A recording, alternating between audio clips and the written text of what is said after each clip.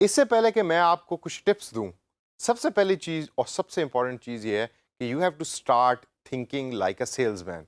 और यही हमारे आज के सेशन का टॉपिक है। तो आइए जरा चंद टिप्स के ऊपर नजर डालते हैं और देखते हैं कि अच्छा सेल्समैन बनने के लिए क्या क्या चीजें जरूरी हैं। सबसे पहली टिप जो मैं आपको देना चाहूंगा आज, वो है कि first impression counts a lot. या हमने अक्सर सुना होगा, आप ऑब्जर्व भी करें आपके अपने एक्सपीरियंस के अंदर, कि आप मार्केट में गए और वहां आपने देखा कि एक सेल्स का बंदा खड़ा, उसने कपड़े बड़े अच्छे पहने हुए, उसके बाल बड़े अच्छे बने हुए, शेव की हुई है, तो आप उसके साथ बात करना पसंद करेंगे। क्यों? क्योंकि फर्स्ट इंप्रेशन जो है उस शख्स का, वो बहुत अच्छा गया आपके ऊपर। इसी तरीके से ऑनलाइन एनवायरनमेंट के अंदर फर्स्ट इंप्रेशन हमेशा होता है कि आपने पहली लाइन क्या लिखकर भेजी, पहला मैसेज क्या लिख के भेजा। एसएमएस अक्सर अगर आप देखें तो आपको रिसीव होते हैं, और एसएमएस, कई एसएमएस ऐसे होते हैं कि जो बिल्कुल स्टैंडर्ड सा टेक्स्ट उसमें लिखा हुआ होता है, we offer this service, we offer that service, ये हमारा मोबाइल नंबर है। लेकिन कुछ ऐसे एसएमएस आपको रिसीव होते हैं कि जिसको आप खोल के पढ़ते हैं, फिर पढ़ के आपको पता लगता है कि भाई ये तो मार्केटिंग वाला टेक्स्ट है, और फिर आप उसे उठा के डिलीट कर देते हैं अक्सर। लेकिन आप एटलीस्ट उसको खोलते हैं और खोल के उसको पढ़ते हैं। जबकि दूसरे जो एसएमएस हैं उसको शायद आप खोलते भी ना हो, उनको आप डायरेक्ट डिलीट कर देते हो क्योंकि आप उसको पढ़ना ही नहीं चाहते। उसकी वजह ये है कि जो एसएमएस आपने खोला है, उसका टेक्स्ट इस तरह का लिखा हुआ है कि उसने आपकी अटेंशन को ग्रैब किया। इसीलिए first impression counts a lot का मतलब ये है कि जब भी आप ऑनलाइन सेलिंग कर रहे हैं या लीड जनरेशन कर रहे हैं, तो आपकी जो स्टार्टिंग लाइन है, ये पंच लाइन है, वो बड़ी स्ट्रांग होनी चाहिए। सलाम करके करें, रिपोर्ट आप ना दिखें। ऑनलाइन सबसे इंपॉर्टेंट जो चीज़ है कि आप एक शख्स हैं, आप ह्यूमन इंटरेक्शन के अंदर बिलीव करें, रोबोटिक इंटरेक्शन के अंदर बिलीव ना करें। तो ह्यूमन जिस तरह बात करता है, सलाम करता है, आगे से हाउ आर यू कहता है, उस तरीके से बात को स्टार्ट करें। और जब बात स्टार्ट हो जाए तो आप पहली अटेंशन ग्रैब करने में कामयाब हो गए हैं, और अब आगे अब आपकी कन्विंसिंग पावर है जिसको आपने लेके चलना है और लीड को जनरेट करना है, ये किसी चीज़ को बेचना है ऑनलाइन एनवायरनमेंट के अंदर। सेकंड टिप है, नेवर लूज कॉन्फिडेंस। सेल्स वाले के लिए कॉन्फिडेंस इज एवरीथिंग। अगर आपका कॉन्फिडेंस शेकी है तो आप कभी भी अच्छे सेल्स वाला नहीं बन सकते। मुझे याद है मेरी ज़िंदगी की पहली जॉब, मैं रात को 6:30 से लेकर 10:30 बजे तक लोगों के घरों में जाके नॉक करके इलेक्ट्रिसिटी पैकेजेस बेचा करता था, ठंड के अंदर। जब स्टार्ट का पहला हफ्ता था तो मेरी इनकम कम थी और मेरा आने जाने का खर्चा ज़्यादा था। I was a very bad salesman in the beginning.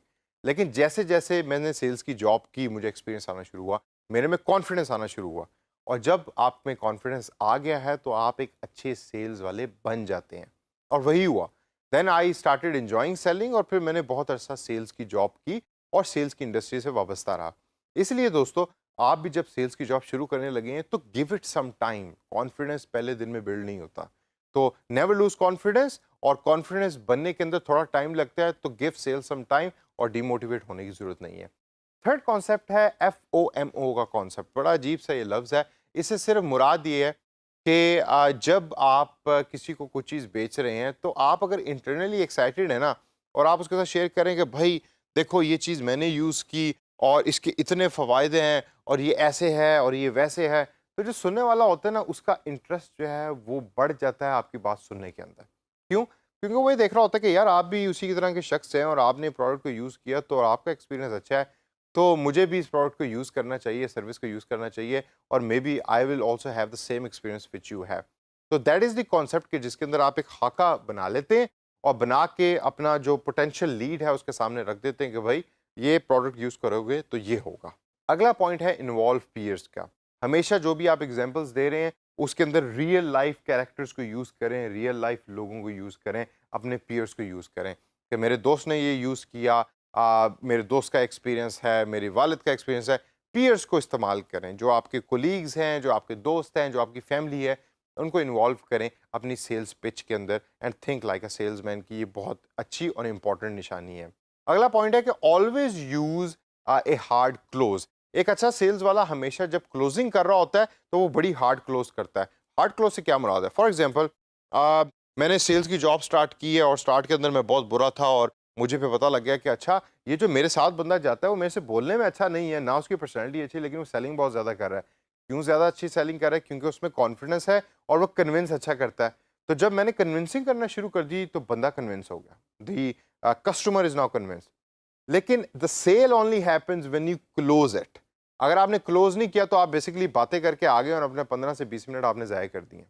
तो हार्ड क्लोज से मुराद ये है कि जो लास्ट का 1 मिनट है कि जिसके अंदर आपने कस्टमर से इंफॉर्मेशन लेनी है या पैसे लेने हैं कस्टमर से, उसको हम क्लोजिंग कहते हैं। तो अगर आप क्लोजिंग अच्छी नहीं कर रहे तो आपके पास सेल्स तो नहीं आ रही है, बस बातें कर रहे हैं लोगों के साथ। तो convincing power is good but closing power is not good. Hard close की एक एग्जांपल मैं आपको ऐसे दूंगा कि फॉर एग्जांपल अगर मैं ऑनलाइन लीड जनरेशन कर रहा हूँ और उसके अंदर मैं जो क्लोजिंग है मेरी, उसमें मैं कहता हूँ, मैं सवाल पूछता हूँ कि तो फिर आप चाहते हैं कि मैं आपके लिए इस प्रोडक्ट को साइन अप कर दूं या ये फ्री ई बुक जो है आपके ईमेल अकाउंट पे ईमेल कर दूं। एक ये तरीका है क्लोजिंग करने का। दूसरा तरीका ये है कि अच्छा मैं अब आपको ईमेल करने लगा हूँ ये बुक, आप मुझे ज़रा अपना काइंडली ईमेल एड्रेस दे दें ताकि मैं आपको ये ई बुक ईमेल कर सकूँ। ये एक दूसरा तरीका है। एक तरीके में आपने सॉफ्ट क्लोज किया जिसमें you are being courteous to the customer या पोटेंशियल लीड, और आप उससे पूछ रहे हैं कि भाई क्या मैं कर दूं। उसमें चांसेस हैं कि कस्टमर ये कह सकता है कि नहीं भाई अभी ज़रा सब्र कर लो, मैं नेक्स्ट टाइम आपको इन्फॉर्मेशन दे दूंगा। जबकि दूसरा जो है उसके अंदर थोड़े से आप असर्टिव हैं, कॉन्फिडेंस से बात करें कि अच्छा भाई मैं करने लगा हूँ तो मुझे ज़रा अपनी इन्फॉर्मेशन तो दो ताकि मैं आपको ये प्रोडक्ट की सर्विस जो है वो बेचूँ या भेज दूँ। तो आप हमेशा always do a hard close, यानी क्लोजिंग स्किल आपकी बहुत स्ट्रांग होनी चाहिए। कस्टमर इज नेवर रॉन्ग, ये अगला पॉइंट है। हम अक्सर सुनते हैं customer is always right, customer is never wrong.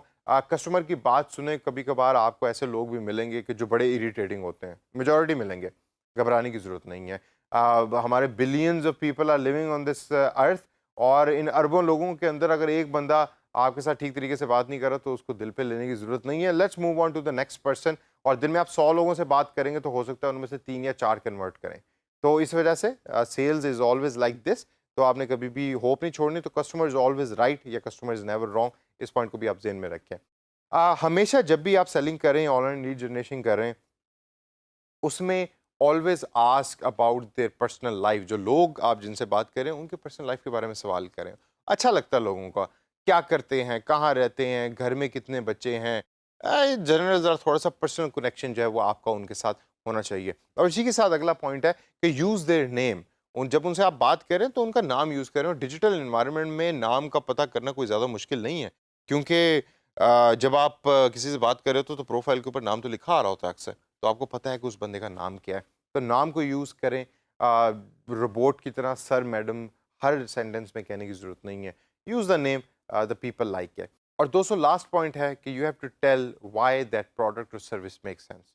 Why as a customer I have to give you my contact information. आपकी जॉब होगी ऑनलाइन लीड जनरेशन की जिसके आप पैसे ले रहे हैं कंपनी से, मैं क्यों अपनी इन्फॉर्मेशन आपके साथ डिस्क्लोज करूं। And information is everything in today's world. तो आपको कन्विंस करना पड़ेगा और बताना पड़ेगा कि क्यों ये चीज़ जिसके लिए आप इन्फॉर्मेशन दे रहे हैं उसके लिए अच्छी है, उसके लिए इंपॉर्टेंट है। तो दोस्तों इन तमाम टिप्स को जहन में रखें और सोचना शुरू कर दें लाइक ए सेल्समैन। एक अच्छा डिजिटल मार्केटर बनना है तो एक अच्छा डिजिटल सेल्समैन बनना बहुत ज़रूरी है।